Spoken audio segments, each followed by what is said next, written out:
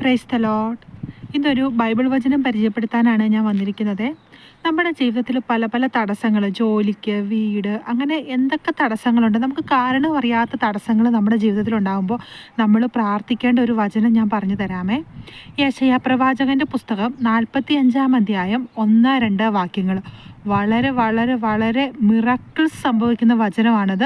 ഞാൻ നിനക്ക് മുമ്പേ പോയി മലകൾ നിരപ്പാക്കുകയും പിത്തളവാതിലുകൾ തകർക്കുകയും ഇരുമ്പോടാമ്പലുകൾ ഒടിക്കുകയും ചെയ്യും. നിന്നെ പേര് ചൊല്ലി വിളിക്കുന്ന ഇസ്രായേലിൻ്റെ ദൈവമായ കർത്താവ് ഞാനാണെന്ന് നീ അറിയേണ്ടതിന് അന്ധകാരത്തിൻ്റെ നിധികളും രഹസ്യ ധനശേഖരവും ഞാൻ നിനക്ക് നൽകും. എല്ലാവരും ഒന്ന് ഈ വചനം ഒന്ന് ചൊല്ലി പ്രാർത്ഥിച്ചു നോക്കണം കേട്ടോ.